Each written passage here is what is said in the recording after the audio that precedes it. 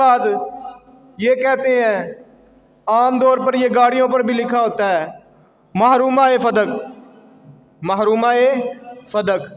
فدق ایک باغ کا نام ہے، اور وہ باغ جو ہے، یہ دوسرے طبقے کے حضرات وہ یہ کہتے ہیں کہ یہ باغ حضرت مخدومہ کائنات، حضرت سیدہ طیبہ طاہرہ، حضرت سیدہ فاطمہ الزہرا رضی اللہ تعالیٰ عنہ آپ کی ملکیت ہے۔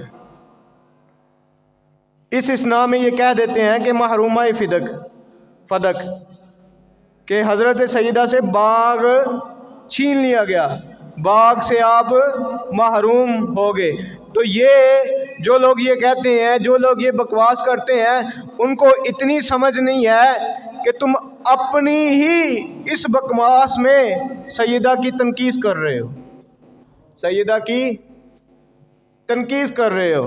شاعر نے کہا، کچھ لوگ ادھر باغ فدق پر ہے پریشان، کچھ لوگ ادھر باغ فدق پر ہے پریشان، اور جنت جو ہے وہ سیدہ طیبہ طاہرہ کے قدموں میں پڑی ہوئی ہے۔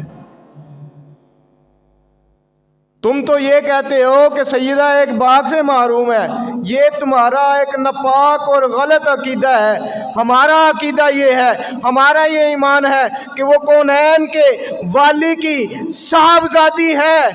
اعلیٰ حضرت نے حضور کے بارے میں یہ فرمایا تھا کہ مالک کونین ہے، گو پاس کچھ رکھتے نہیں، ارے دو جہاں کی نعمتیں ہیں ان کے خالی ہاتھ میں، جن کے ہاتھ خالی ہو تو ان خالی ہاتھوں میں دو جہاں کی نعمتیں ہوتی ہیں۔ تو بتاؤ نا پھر ان کے جو صاحبزادی ہے ان کی شان کا عالم کیا ہوگا؟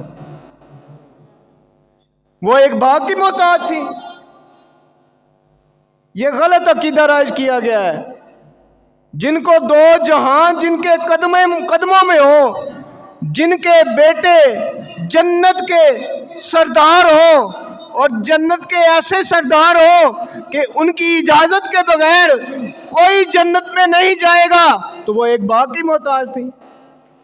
باقی رہ گیا مسئلہ، کچھ لوگ انٹرنیٹ پر بھی یہ بکواس کر دیتے ہیں کہ حضرت ابوبکر صدیق سے باغ نہ دے کر یہ غلطی ہوئی۔ میں نے کہا، حضور صلی اللہ علیہ وسلم کی مجلس میں بیٹھے ہوئے حضرت ابوبکر صدیق اگر غلطی پر ہے تو بتاؤ کس کی مجلس پر اعتراض ہو رہا ہے؟ بتاؤ تم کس کی مجلس پر اعتراض کر رہے ہو؟ اگر تم کہتے ہو کہ حضرت ابوبکر صدیق غلطی پر ہے تو آؤ ہم بھی یہ اعلان کرتے ہیں کہ تمہاری پیدائش میں بھی غلطی ہوئی تھی، تمہاری پیدائش میں غلطی ہوئی تھی، ولد الحرام ہو تم۔ جو لوگ بھی یہ بکواس کریں صحابہ کرام رضوان اللہ تعالی علیہم اجمعین کے بارے میں کہ ان سے خطا ہوئی، یا سیدہ کے بارے میں یہ بکواس کریں کہ وہ غلطی پر تھی، تو ہمارا ان دونوں کو یہ دو ٹوک موقف ہے۔